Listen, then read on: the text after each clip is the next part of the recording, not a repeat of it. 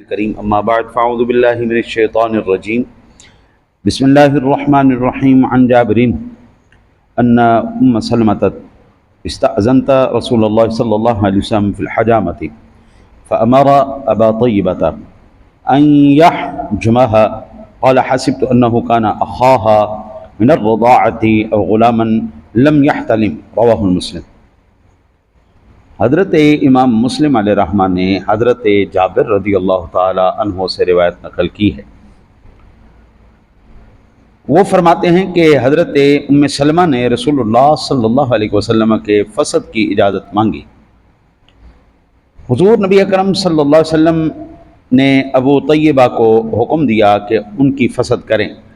فرماتے ہیں کہ میرے خیال ہے کہ ابو طیبہ ان کے دودھ کے بھائی تھے یا نابالغ لڑکے۔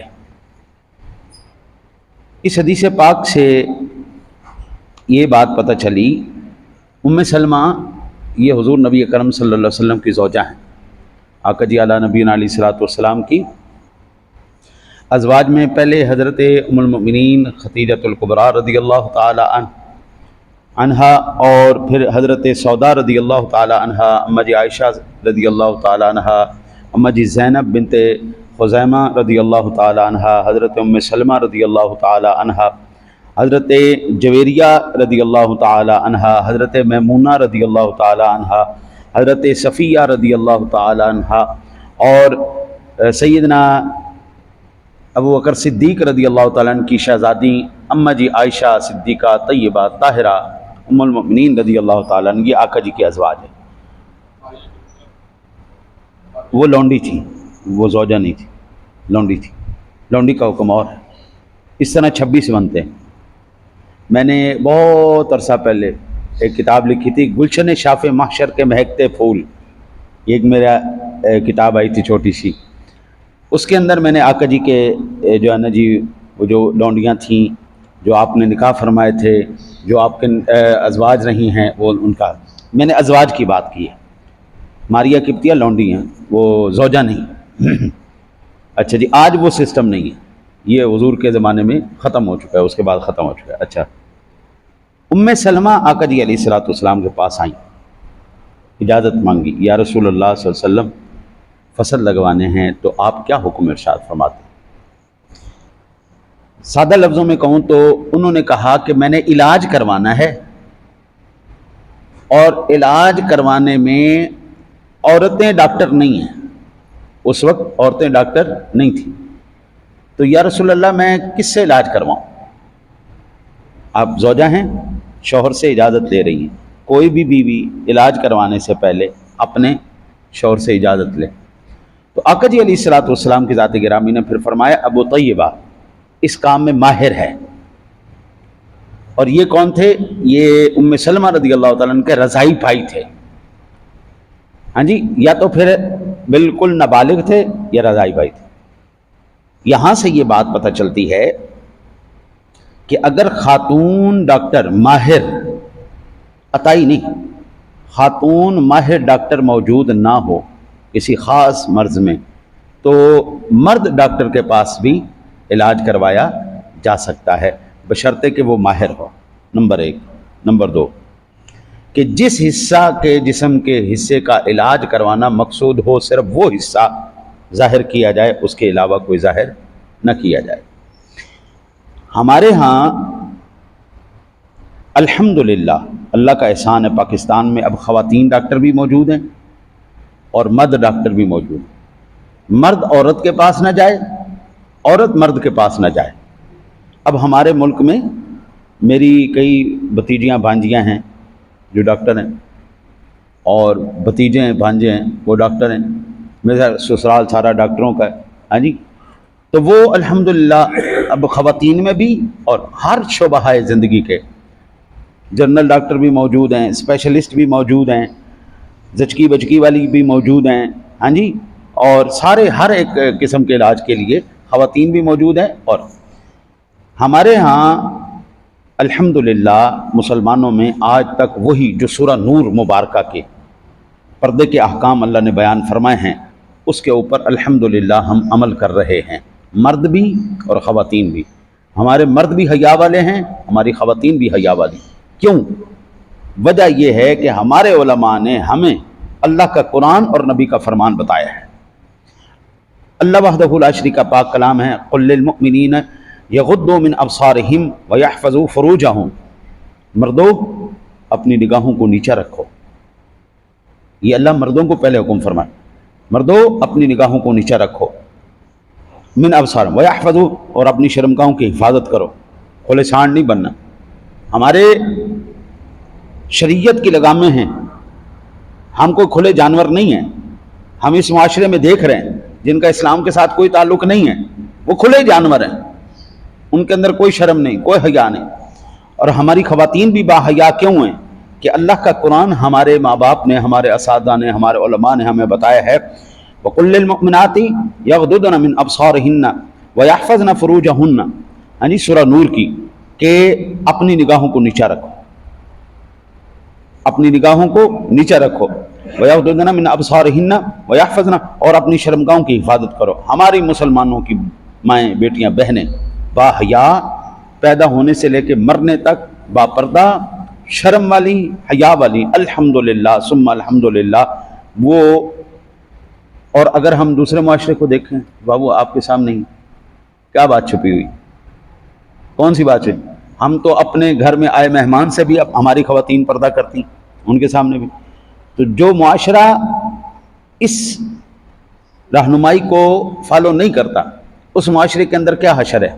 آپ دیکھ لیں، ایک فاکس نیوز ہے، غالباً امریکہ کا ہے، اس کے اوپر ایک خاتون آئی۔ اس خاتون نے کہا کہ میں اپنے بچے کے باپ کا پتہ کرنا چاہتی ہوں کہ میرے بچے کا باپ کون ہے۔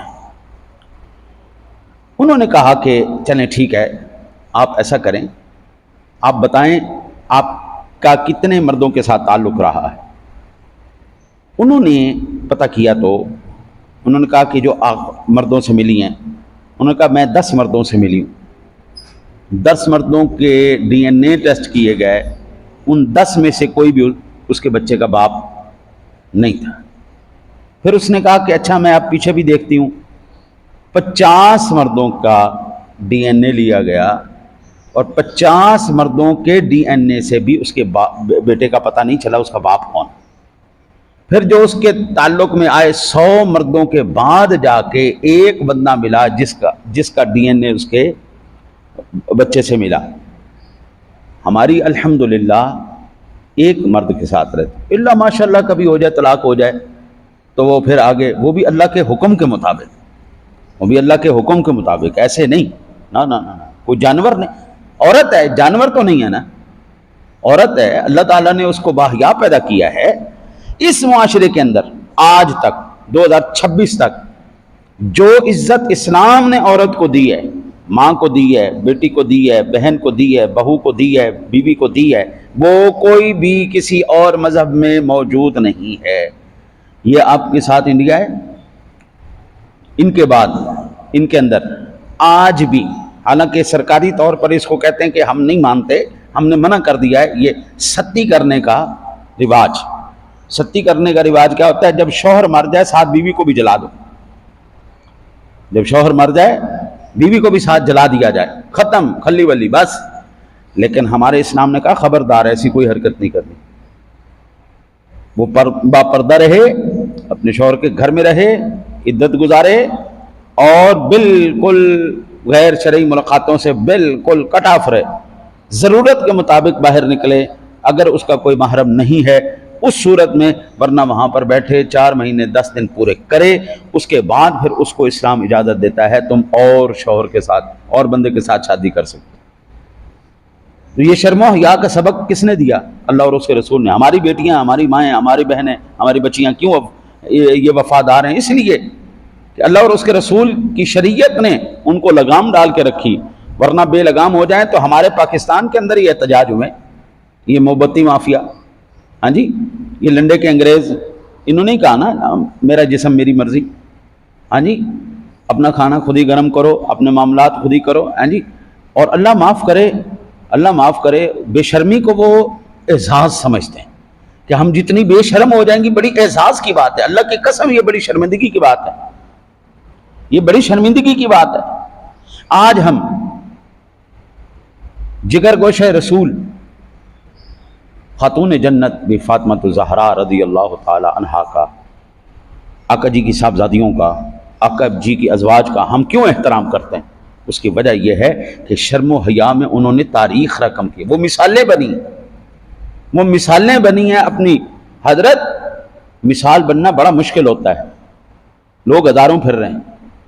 میں ابھی قرآن پاک کا مطالعہ کر رہا تھا، حضرت موسیٰ علیہ السلام اور فرعون کا واقعہ بیان کرتے ہوئے اس مقام پر جب پہنچا، وقالت امرأۃ فرعون قرۃ عین لی ولک لا تقتلوہ عسیٰ ان ینفعنا او نتخذہ ولدا، جب حضرت موسیٰ علیہ السلام نے فرعون کی داڑھی پکڑی نا تو ایسے جھنجھوڑا، چھوٹے سے بچے ہیں، ایسے جھنجھوڑا تو اس کا دماغ ایسے گھوما، 14 طبق روشن ہوئے، تو اس نے کہا اس بچے کو قتل کر دو، یہی مجھے مارنے والا ہے۔